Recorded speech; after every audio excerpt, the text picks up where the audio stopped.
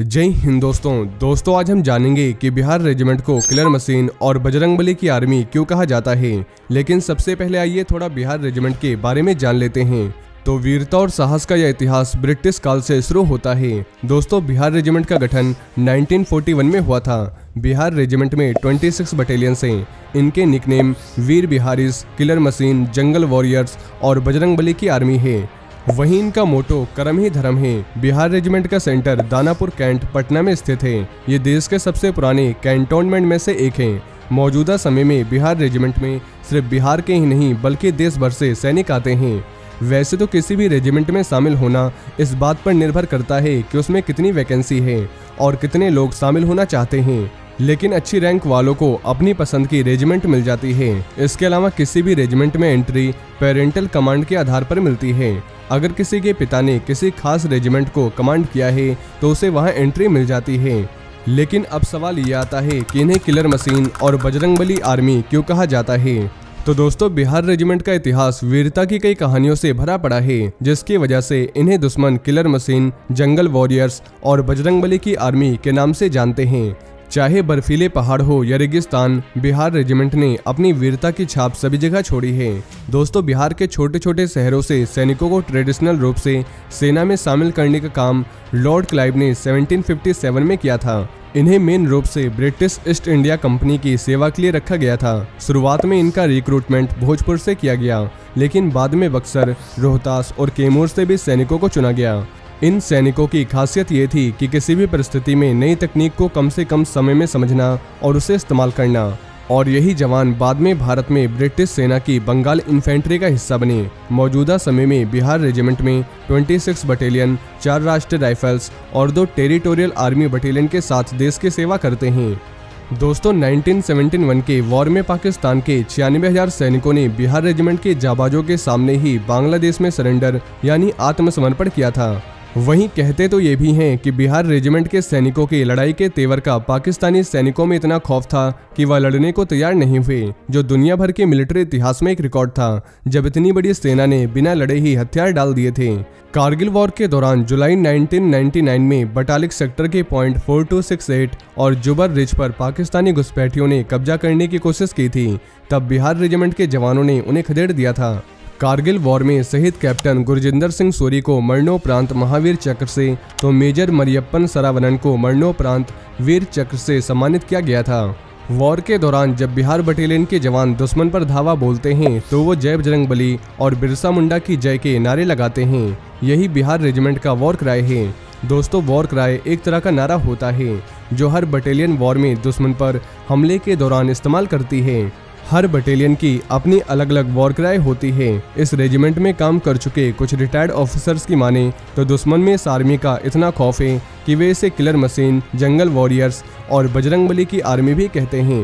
Kargil war में सबसे पहले शहीद होने वालों में शामिल मेजर मरियप्पन सरावनन बिहार रेजिमेंट से ही आते हैं। इन्हें बटालिक का हीरो भी कहा जाता है। जब सेना को बटालिक में दुश्मन की हरकत की जानकारी मिली तो मेजर मरियप्पन को आगे की जानकारी के लिए भेजा गया। मेजर मरियप्पन ने दुश्मन के बंकर देखे और फौरन एक्शन लिया। उन्होंने अकेले ही 2 बंकरों को बर्बाद करके रख दिया था। इस दौरान उनके पास कोई बैकअप भी नहीं था, लेकिन फिर भी मेजर मरियप्पन पीछे नहीं हटे और 29 मई 1999 को शहीद हो गए थे।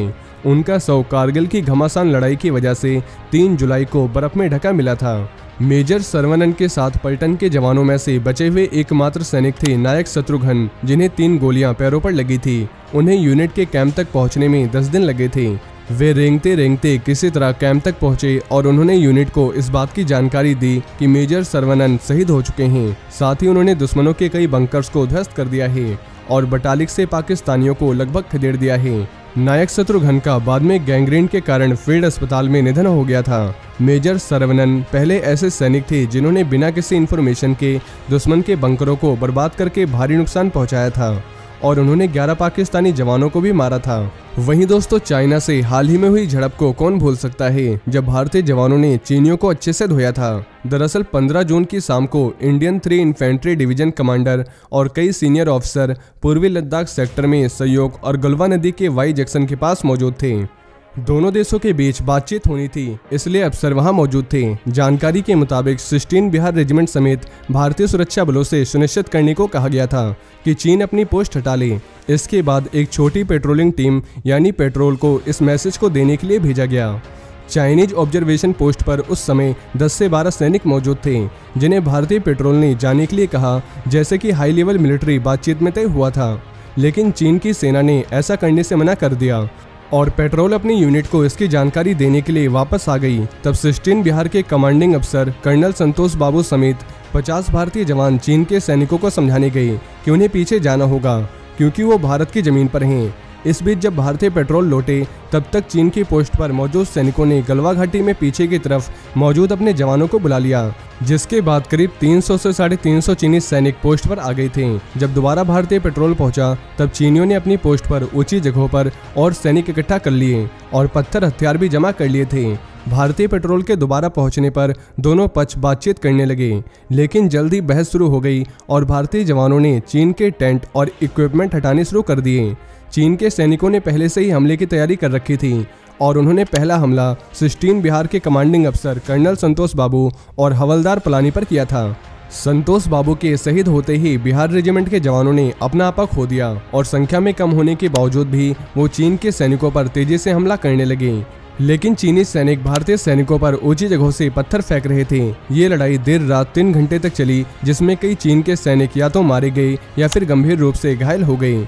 झड़प में भारत की तरफ से करीब 100 जवान और चीन की तरफ से करीब 350 से ज़्यादा सैनिक शामिल थे। संख्या में कम होने के बावजूद बिहार रेजिमेंट के सैनिकों ने पेट्रोलिंग पॉइंट 14 पर चीन की पोजीशन को हटा दिया था।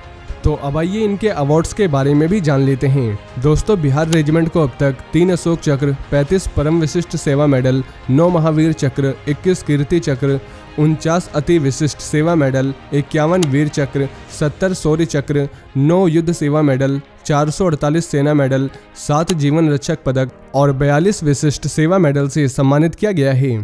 तो दोस्तों, अब आपको पता चल गया होगा कि बिहार रेजिमेंट का इतिहास इतना गौरवशाली क्यों है और इन्हें किलर मशीन और बजरंगबली आर्मी क्यों कहा जाता है।